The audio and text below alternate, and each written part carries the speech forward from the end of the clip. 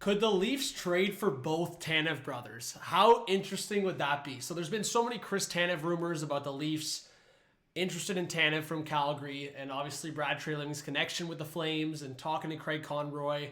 There's been a lot of speculation that the Leafs trade targets are defensemen for the most part, and specifically they've been on Chris Tanev for a few months now, and that the Leafs ask in terms of whether the Flames retain or not giving up a first-round pick is not really realistic at this point. I mean, there's been many reports suggesting that it's going to be at least a second-round pick or comparable to what Giordano got from Seattle, maybe a couple second-round picks. And that more specifically, because it's Trey Living, the Flames might want more from Toronto. So there's just so many dynamics here.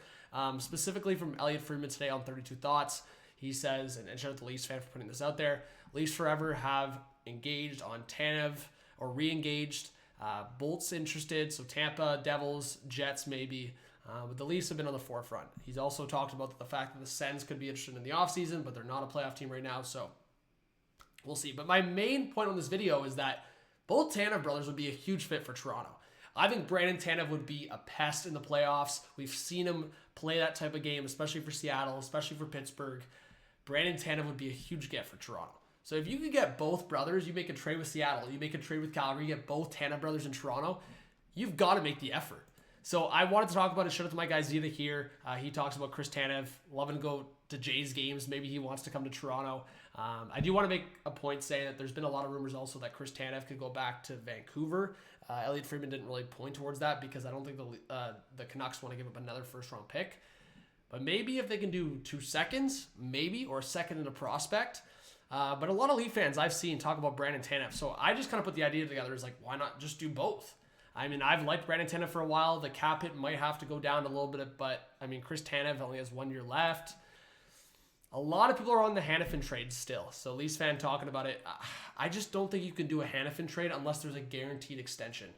Chris Tanev, if you can get creative with the package and not give him a first-round pick, I could see a scenario where you just risk it and just hope that the hometown discount there is enough, or at least just Chris Tanev feeling the vibe in Toronto. Hanifin's an American guy.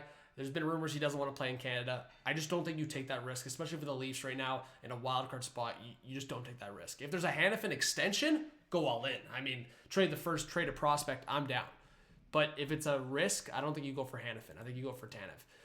This was a scenario out there. I think you got to give up more for Brandon Tanev. I mean, Alex Steves is a good young player right now. I think he's going to be a good NHL player, middle six guy. But I think Seattle's going to want more, especially if they're retaining. I've seen scenarios where you just go all in. If you're guaranteed to get an extension from Hanifin and Tanev, you just go all in. You trade Niemela, you trade a first-round pick, more. Just for me, again, what does the cap picture look like? I understand this perspective. It really, really would change the Leafs' defense look automatically. Cap-wise, you'd probably have to include Brody in this deal. But, I mean, Riley, Tanev, Hanifin, McCabe would be a really good top four. In comparison to what the Leafs have right now, right? And then you could do a bottom pair of Benoit Liljegren. Now you're talking. But that's a lot to give up. So, to me, again, this is a lot to give up. I actually like this scenario in terms of Brandon Tanev. This probably has to be maybe like another prospect in here. But if you can get Brandon Tanev 50% retained, and I think Seattle might be willing to do it if you give up another intriguing piece here. So it'd have to be like Alex Steves.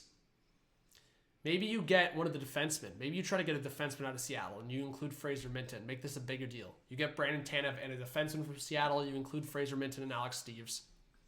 Maybe they listen. But this is a lot. So I don't know if I'm going that far, but I will say that in terms of Brandon Tanev and Chris Tanev, the Tanev brothers in Toronto, it'd be an unreal homecoming. I do think those are two targets the Leafs have to look at. Brandon Tanev, as I said, guy's a disturber in the playoffs, and Brandon Tanev can put it in the back of the net as well. I think on that third line, those are the kind of guys you want in the playoffs, and he can play the fourth line role. He can play up in the lineup, and Chris Tanev would be a huge partner for Riley. I've talked about that before. So give me your thoughts, guys, if you think one of or both Tanev brothers could be on the move to Toronto, and what other moves you could see the Leafs making. Hit that subscribe button, notification bell. Always hit that like button down below, and comment your thoughts. I mean, I'm always curious to hear what you guys have to say, and I'll comment back at you guys. So let's talk soon. Peace.